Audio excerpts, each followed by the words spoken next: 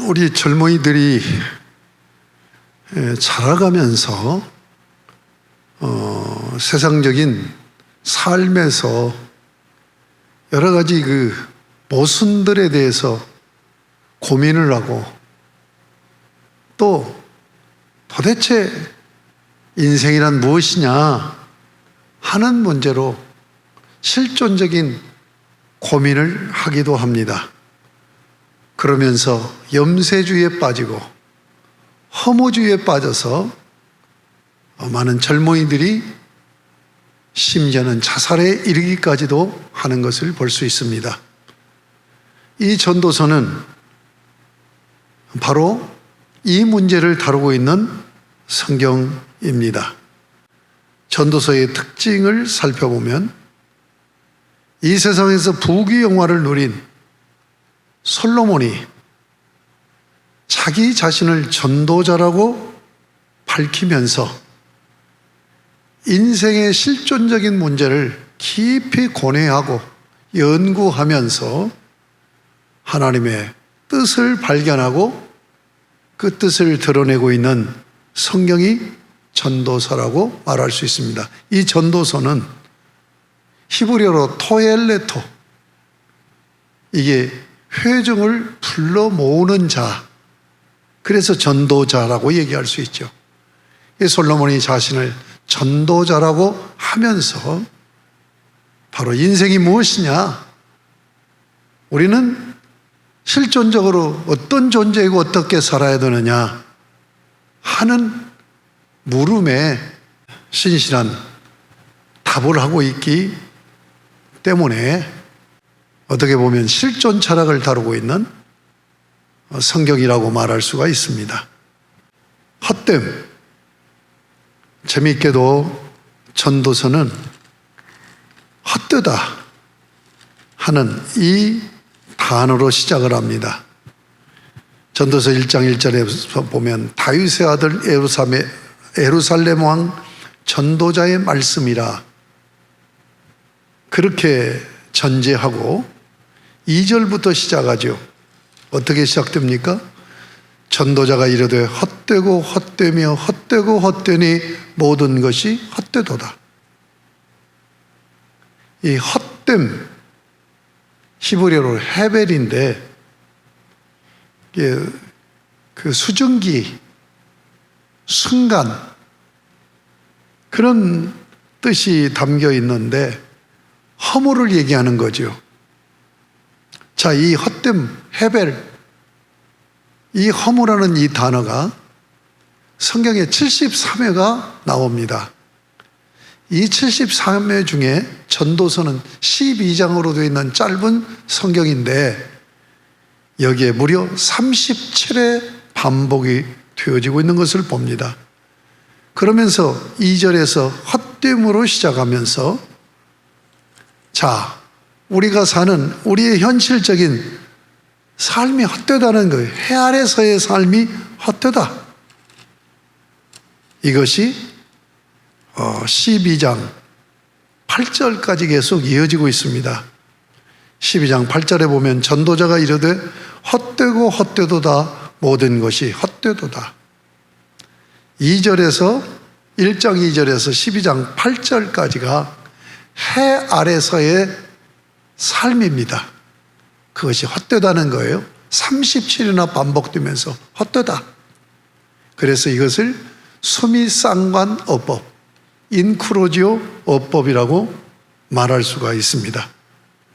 자, 해 아래에서 삶이 헛되기 때문에 우리가 해 아래서의 삶을 어떻게 살아야 되느냐, 그것이 마지막 결론 12장 9절부터 14절까지 사람의 본분이라는 말씀으로 결론을 맺고 있는 구조로 이루어져 있습니다. 그러면서도 이 전도서는, 사실 전도서는 하나님이라는 용어는 나와도 언약의 하나님 여호와라는 명칭은 언급되어지지 않습니다. 그것이 특징입니다. 그럼에도 불구하고 구속사적으로 전도서는 예수 그리스도만이 참된 하나님의 지혜요 또 전도자이시며 목자 되신다 하는 것을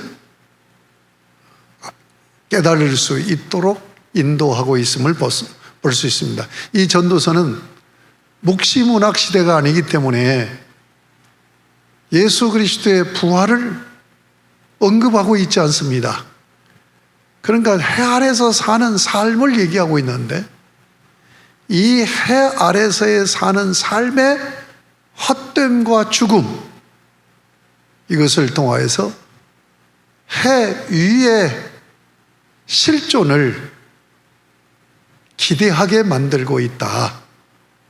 그래서 예수 그리스도의 십자가의 죽음 후에 부활을 통한 새 생명의 실존, 이것을 기대하게 또는 바라보게 하는 성경이라고 말할 수가 있습니다.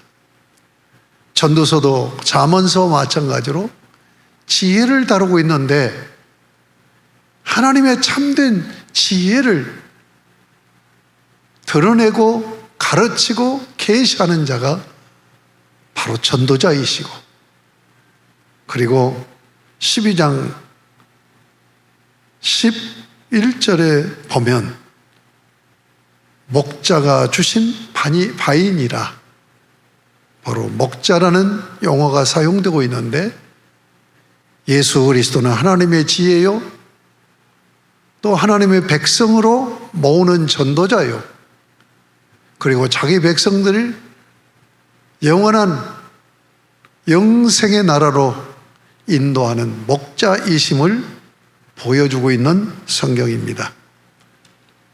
구조 이해를 두 번째로 살펴보도록 하겠습니다. 자, 대부분으로 되어 있는데요, 첫 번째는 인간 실존 탐구입니다. 1장 1절부터 3장 22절까지. 1장 1절은 표제입니다. 그리고 1장 2절부터 23절까지 염세주의적 문제들을 다루고 있어요. 현실 문제, 염세주의의 그 허무에 대한 대안을 제시하는 것으로 첫 번째 단락이 구조되어 있습니다. 두 번째 단락은 현실적인 문제들을 다룹니다. 4장 1절부터 10장 20절까지 인생의 역경에 대해서, 그리고 그런 역경을 헤쳐나가기 위해서는 함께 더불어 공동체를 이루어야 된다. 그리고 가난, 부, 그리고 고난, 그리고 죄, 권위 문제와 불의 문제, 그리고 지혜로움과 어리석음을 다루고 있습니다. 그리고는 11장 1절부터 12장 8절까지 세 번째 단락에서 결단을 촉구합니다. 나누라, 씨를 뿌려라, 즐겨라, 창조주를 기억하라, 지혜자를 따르라 하는 권면으로 촉구를 하고 있습니다. 그리고 마지막 결론인 네 번째 단락, 인생의 본분, 일의 결국을 너희가 다 들었으니, 일의 결국은 뭡니까? 해 아래서의 삶, 모순된 삶의 허무주의죠. 일의 결국을 너희가 다 들었으니 하나님을 경외하고 그 명령을 지킬지어다. 언약 백성들의 삶의 방식을 말씀하고 이것이 모든 사람의 본분이니라 하는 말씀으로 맺고 있음을 볼 수가 있습니다. 이 염세주의, 허무주의는 모든 것을 부정적으로, 허무하게, 염세적으로 봅니다. 그러나 전도서는 해 아래 삶이 헛되다라고 계속 얘기하면서 사이사이에 하나님의 진리, 하나님의 지혜, 하나님을 경외하라고 권면해 나가면서 바로 이 허무주의, 염세주의를 신앙으로 극복할 수 있는 길을 제시하고 있다라고 그렇게 정리할 수가 있을 것입니다. 이 전도서는 철학입니다. 그렇기 때문에 굉장히 어려워요. 또 같은 단락 안에서 서로 상충되어지는 그런 부분, 논리적인 모순, 이런 것들이 나타나기 때문에 읽기가 쉽지 않지만, 그러나 읽고 또 읽고 생각하고 묵상해 나가면서 기도하면 하나님께서 이 전도서를 통해서 놀라운 지혜, 그 지혜의 본질적인 삶의 가치, 나는 이 해 아래서 어떻게 살아야 되느냐 하는 삶의 방식에 분명한 해답을 얻게 될 것입니다. 이 전도서를 읽고 묵상함으로 생각의 깊이가 더해지고 삶의 깊이가 더해지는 그런 신앙생활들이 이루어질 수 있기를, 또 우리의 자녀들을 생각을 깊이 하고 삶을 깊이 있게 하는 자녀로 살게 하는 그런 자녀 교육이 이루어질 수 있기를 바라며, 그리하여서 신앙의 명문 가문을 이루어가기를 주님의 이름으로 축복합니다. 아멘. 하나님 아버지 감사합니다. 전도서 어려운 성경이지만 기도하며 읽고 묵상해 나가면 과연 나는 해 아래서 어떻게 살아야 되는가 하는 깨달음을 얻게 하여 주셔서 깊이 생각하고 깊이 있는 삶을 살아가는 그런 복을 누리게 하여 주실 줄 믿습니다.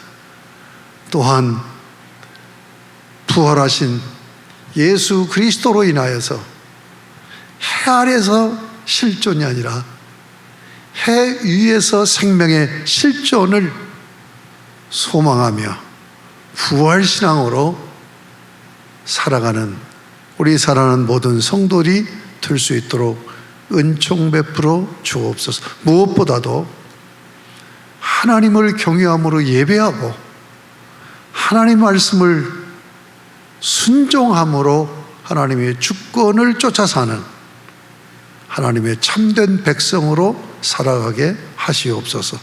예수님의 이름으로 기도드립니다. 아멘.